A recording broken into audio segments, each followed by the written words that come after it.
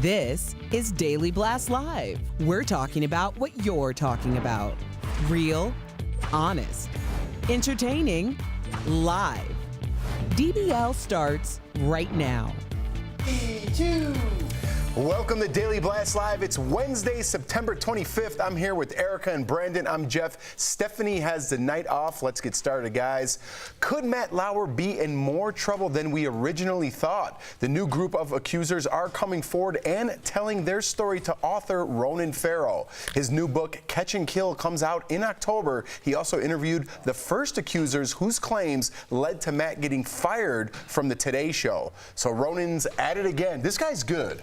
This guy gets the dirt. I don't know how he does it, but he does. And just when we thought it was never over for Matt Lauer, but now he's got some new problems. Well, it got quiet for quite some time there. Right. So I'm wondering how long these new accusers have unveiled themselves to Ronan Farrow, and if the whole idea was to get the story in the book because it would have been buried in the press with all of the other Me Too stories. So I think that this might be a strategic. Yeah, that one. A Wednesday? Strategic move. So that their names weren't going to be buried with all of the other accusers coming out. And it's, I mean, I don't want to necessarily say unfortunate because, you know, you do dirt, you get dirt. It's just, Erica Cobb, you talk about the comeback sometimes, and I don't know if that guy is worthy of a comeback, but just when when you get the divorce finalized, and just think of it from his eyes. I know I'm not trying to advocate for him or anything, but you just get the divorce finalized, and then bam, and the publisher, the book publisher said that they vetted this, they vetted all these claims, this is going to come out, and they stand behind these sources. But it's like, man, he had to split custody of the horse farm. Now you're going to have to sell the horse farm to fight these allegations. Well, I do believe that everyone is deserving of the comeback that they're willing to earn. However, you have to remember that a lot of these accusers, they weren't only sexually violated or sexual misconduct. This affected their entire bottom line for their careers. So the idea of there being one thing happening after the other might feel very reminiscent for a lot of these women who are coming forward. There we go. All right, guys. Demi Moore's explosive new book is out, and she's not pulling any punches. We've been telling you all week she's been giving Ashton Kutcher a lot of grief, but Bruce Willis is not safe now either, we're learning. She says he did whatever he wanted when they were married. He also expected her to stay home and take care of the kids, and apparently their marriage started to suffer when her career took off instead of Bruce's. Again, more dirty laundry being aired out in Demi's book.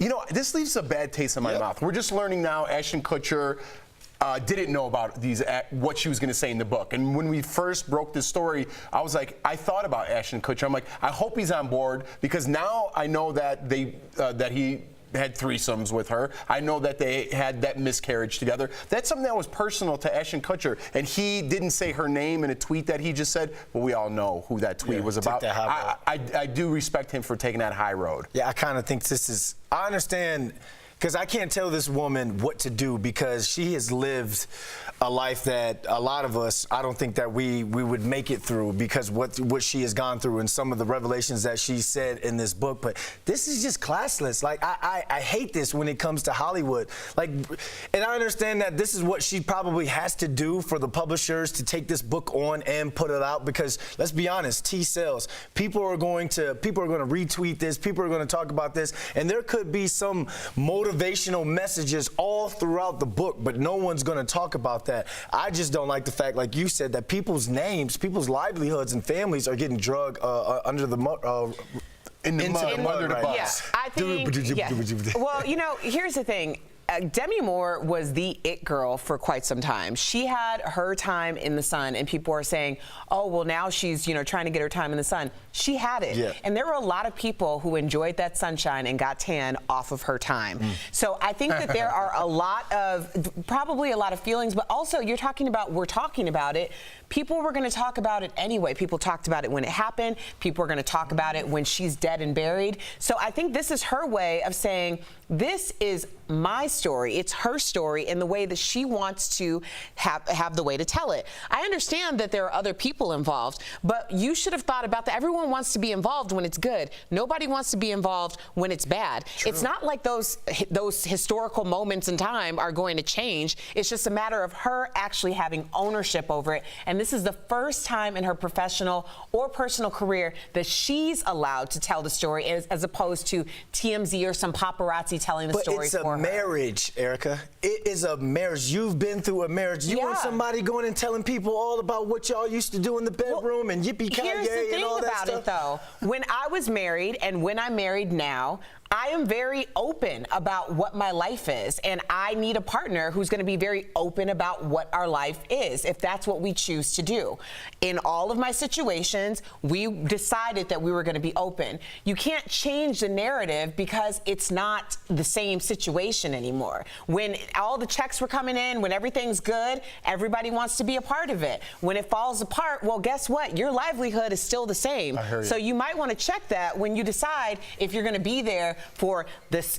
What's the song? Can you stand the rain? Yeah. Can you stand the rain? I'm just. Ashton Kutcher needs to come out. Can stand the rain. Ashton Kutcher needs to come out with his memoir now. And he might, and because Willis, if you can give sides. It, you have to be able to take it as well. Right. Yep. I appreciate the Bruce Willis yippee-ki-yay line. I don't know anyone got that, but I got it for you, buddy. All right. And I don't know if Demi Moore is that famous because I don't know if it's Demi or Demine. I don't even know how to pronounce her first name. It's Demi. Demi? Yeah. All right. Get the book. All eyes on Kylie Jenner right now. She's in the hospital. Raquel, what's going on? Well, Jeff, she is so sick she's been forced to cancel events. The youngest member of the Kardashian-Jenner clan is suffering from serious flu-like symptoms. The illness is so bad she skipped the Emmys where she was supposed to present an award with her sisters Kim and Kendall. And now she says in a note she won't be able to fly to Paris to launch a makeup collaboration. TMZ says her mom, Kris, is going to oversee Kylie's event while Caitlyn Jenner is visiting her at a hospital in LA, and there's still no clear prognosis for her yet. That's a little scary if they really don't know what's going on exactly. Yeah, the flu gets serious. I'm thinking morning sicknesses. Another kid? You heard it here first. This breaking news? Alleged, I don't know. I'm just throwing it out there. She's at the hospital. They can't figure out if the girl's pregnant. But you have to do it the Kardashian way. You have to throw some sort of drama in it. And it's like, oh, this is going to be Keeping Up with the Kardashians, season 88. Oh, Kylie was sick. We brought her to the hospital. And that's when we found out that she was pregnant with child number 2. Bam. You heard it here first. She's gonna be 88 years old and pregnant with her second child? Keeping Up with Kardashians season 80. I just threw it. I don't know which one they're on, but they're on a lot. I'm just giving you a hard time. Thank you, buddy. There you go. Thank you. I gave you the credit. Now to tear you down again. Yeah, of course. There we go. All right, we're moving on. Meghan McCain is known for her conservative, feisty voice on The View, but is she blaming the live audience for stirring the pot? Let's watch. Audience is extremely combative, and it's nice to be in a positive audience. Okay. And the sort of like the booing and the heckling is a lot every day. It is. I'm paid, you're at The View, I'm paid to give a different view. Yes. And so I would like us all, when people come, to roll it back. All right, before we discuss, let's take a look back at some of Meghan's most heated moments. I don't know what you just said, but I said, don't scream at me, I'm 2 feet away. I'll read it. You know what? Let me read it. Trump has denied doing anything so rude, improper. Anna. We'll be right back. Well, we've had a I'm bunch of talking liberal about guests who helping- do not Hold want to on. send in aid I at listened all. to you. Let me just finish. Yeah, part of your job is to listen to me. Something now, is that okay? Yes, go ahead. Joy, do I have Yes, you permission? may now I have that I permission to finished. speak now on Amy Klobuchar. We're all good. Okay, 2 quick things. Number 1, I have friends who were at her and no, by all means, keep going, Joy. No, if you're a person. I am John Look at McCain's the daughter. policy. I am not someone who sits here and is okay with racism in And I any am way Gino whatsoever. Accusers. Wow, look at, we're just like stuck like deer in the headlights. Yeah, Erica, we look like a happy couple compared to that, huh? Oh, man. Listen, in all honesty, it does make you appreciate what we have. Yes. Like speaking from a personal point of view, sometimes, we get our little tiffs here. Nothing like that. In all honesty, nothing like that. And then sometimes I'm just like, man, we have a really good thing here. And I know that, but sometimes I take it for granted. Yeah, well, we also have the luxury of, I mean, you were very well known coming out of Big Brother, but I mean, like, we're not Whoopi Goldberg Exactly. here. No, I know what you're saying. We're normal people who live normal lives, and all all we're doing that's different from what you're doing at home is getting paid for the opinion. It's just, that's the only thing that's different. I mean, we're doing what you're doing on social media every single day.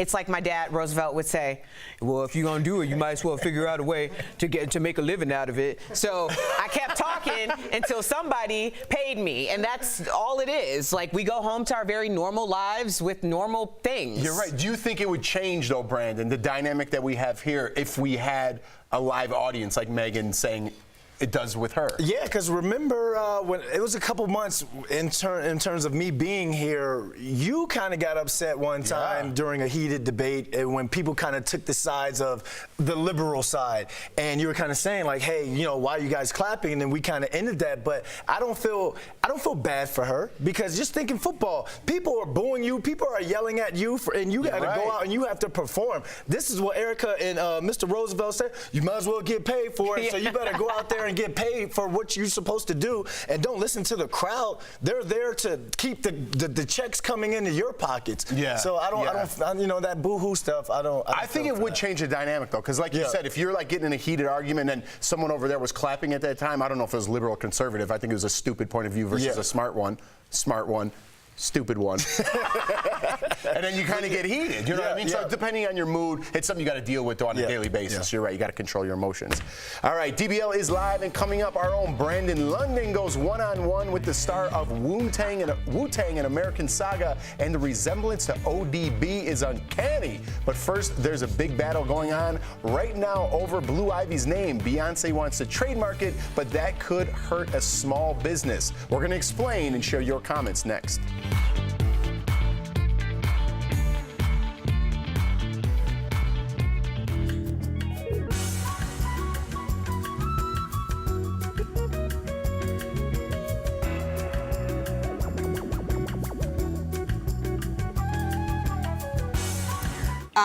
So like we were talking about Meghan McCain and the situation on this set, I did enjoy the energy when everybody in the room was kind of engaged, but it can be polarizing. But then it went from everybody being super engaged to no one even realizing we were doing a show, which is weird too. Like, you're like, hey, quiet down back there.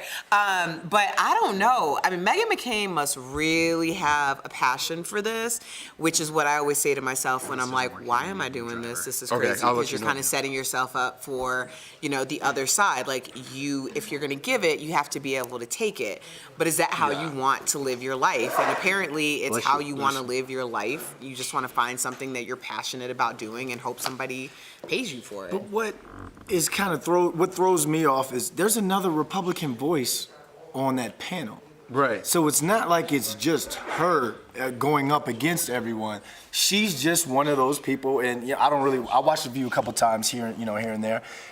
I guess she's just one of those people where it's like people just hate her point of view from that Republican side. I think that she sticks out more because she's really good at the job. Not that the other people aren't, but I think that she's good TV. Okay. So, I mean, like Anna Navarro, and then her friend, Abby Huntsman. They're really knowledgeable, and they're clearly like into the political realm, but that doesn't necessarily translate into great television. Okay. And a big reason why people are watching The View is because they're looking for that Meghan McCain dynamic the same way that they were looking for the Elizabeth Hasselbeck dynamic. There could be 5 conservatives, so if they're not giving it. She should embrace it then, because you should look at it. And I guess maybe that's why a lot of people behind the scenes are saying that she has that diva mentality. But you guys need me. Well, she's got to control her emotions, I think, a little bit. You know what I mean? She's there for that specific reason. The audience is there to hear a liberal point of view. You know what I mean? So she's got to know her role and kind of.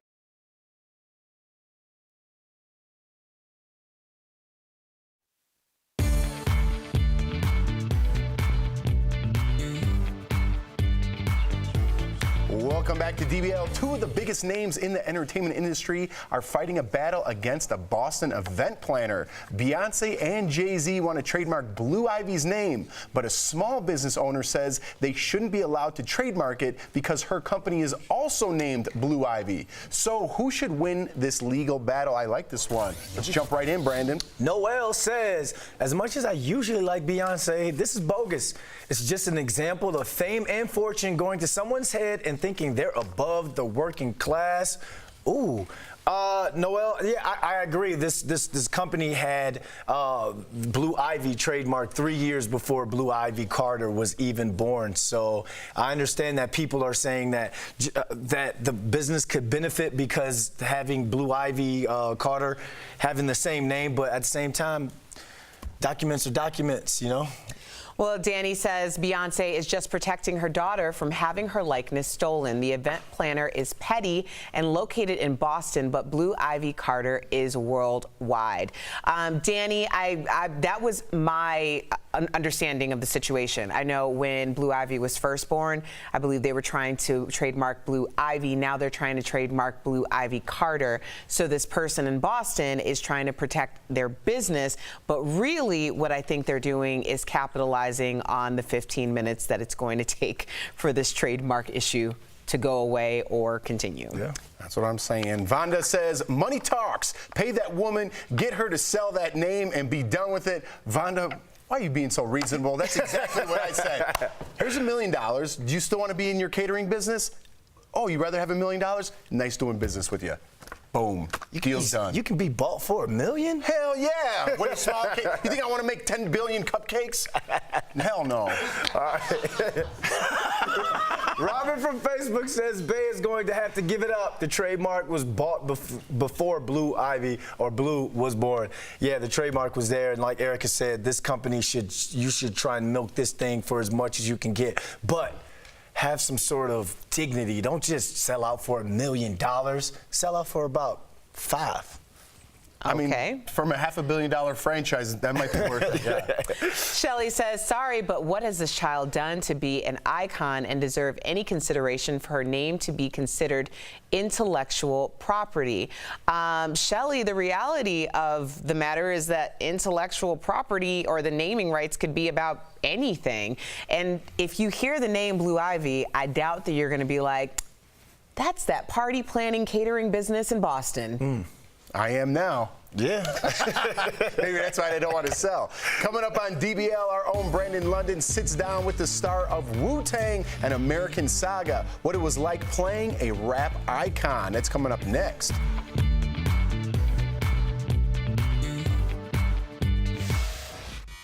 Hi, it's Raquel here with the DBL Digital team. Right now, it's time for Fast Blast, where I give you all the trendy news you need to know in under 2 minutes. So let's get that timer up and get started. A touching moment for the New York City Fire Department during its graduation ceremony.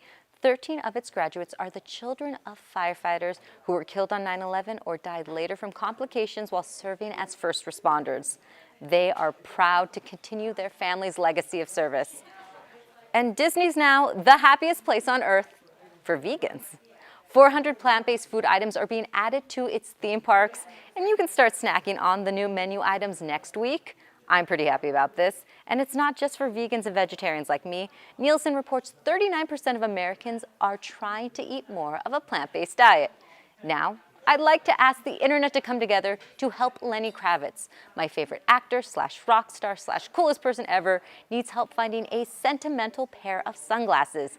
He tweeted they disappeared after a show in LA this weekend, and the glasses are vintage and belong to someone in his family. Come on, guys, let's help him out here. And welcome to the first week of fall. Who's ready for Christmas now? Well, Walmart is. The retail giant is already selling peppermint cream pie and eggnog flavored ice cream. Guys, I haven't even gone to wear a sweater yet. Let's slow it down here, just a little, take it down. That's it for today's Fast Blast. See you next time.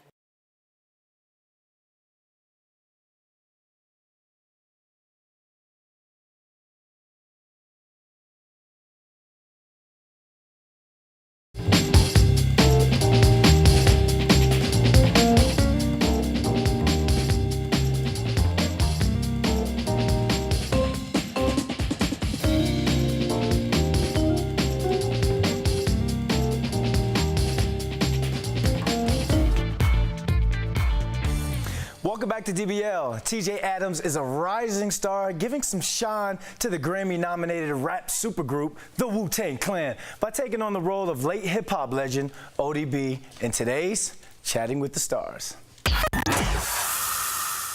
TJ Adams, welcome to Daily Blast Live. Let's get right into it. So how was landing a role in the new Hulu series Wu-Tang, an American saga? Whoa, ho, ho, here I go, watch me flow. The one-man show, H-Horn told you so. Okay. The BKOG act like you know. The perfect opportunity for a guy like you. I mean, it's almost like it was meant to be, right? This is really meant to be, bro. I feel like I totally manifested through the power of my mind. I was actually in a rap group when I was about 16 years old. We thought we was Wu-Tang so much that we even made a song called Bakery Boys Ain't Nothing That with the Wu-Tang Clan. Yeah. I even actually had my hair similar to ODB when I was a kid. This is crazy. It is crazy, man. You gotta manifest these things, especially in this business. So what's something that you would say you discovered about ODB that really blew your mind? So what really blew my mind about ODB, man, I didn't know how smooth he was. I knew he was a funny character. When I look into those pretty eyes, I can read your soul. It says you descended from an Egyptian queen. He's an R&B guy. ODB, in his mind, thought he was James Brown.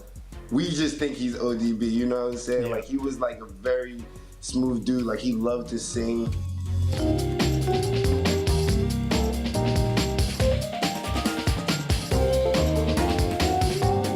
Rapper turned actors who you feel as though laid the blueprint out for you? Tupac, man. I grew up wanting to be Tupac my whole life, so Tupac is definitely one of those dudes who inspired me to really do both at the same time. He was such an icon with it. TJ, man, first and foremost, thank you for joining DBL. Thank you for having me. And we look forward to seeing more of you. Thank you, bro. Peace.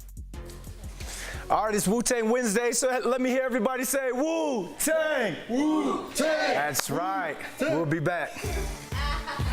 Promotional consideration is brought to you by William Shattuck. Hey guys, welcome back to Beauty Blast. I'm Jeray Banks, or you can find me at Jeray for the Slay on any social media platform. Today, I'm giving you guys a red light beauty tip. These are quick tips to make sure that you can slay in a pinch. So let's go ahead and get right to it. This week's red light beauty tip is buying 2 concealers instead of 1. Now this is great because you always want to be able to make sure that you're able to touch up on the go. Now 2 concealers because we want 1 shade brightening our under eye. Typically you want to lean towards more of a pink undertone concealer or peachy finish for this, or you want a concealer that matches your complexion. These are going to be great for on-the-go touch-ups. Now, a lot of the time you can buy 2 different ones, or you can buy a single individual concealer pack. My holy grail favorite is the MAC Studio Pro Studio Fix Concealer Palettes. Those guys are going to be able to conceal and correct for an 8-hour finish that lasts through the day. And if you're needing to work makeup more than 8 hours, then come talk to your boy, because we can go look into some ingredients, okay? Now, with that being said, you want these 2 different concealers for so many different reasons. Just think about it. After a long day at work, you don't look the same as you did at 8 a.m., honey. So, might as well go ahead and touch up that under eye for a quick happy hour finish, or for a quick look on the go for happy hour. And then another reason, let's just think about it. Allergies are upon us in that sickly time of the year where everyone has a cold, and you're sniffling. Your nose is constantly looking kind of red. Therefore, you might as well pick up that concealer that matches your complexion and touch up for your right around your nose. Now, for your under eye, we all have leaky eyes sometimes. So brightening and keeping that brightening concealer is going to be great for on the go once again. Now, if you guys have more beauty questions, make sure you write in at Jeray for the Slay on all social media platforms, Twitter, Instagram, Facebook. I'll meet you there. All right, guys, we'll talk to you next time.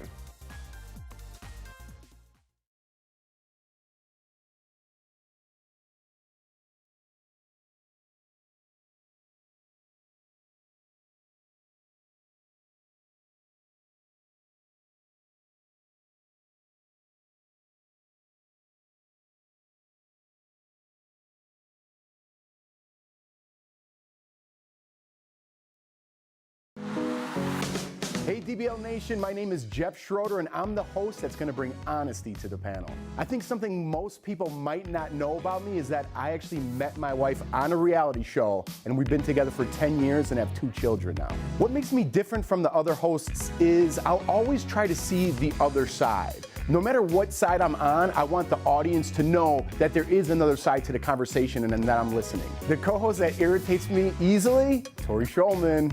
Was that the lamest thing I've ever done? I wanted to, yeah. Sadly, no. What makes Daily Blast Live different from other shows is that we bring honest opinions in all different walks of life. DBL is real, DBL is raw, DBL is honest.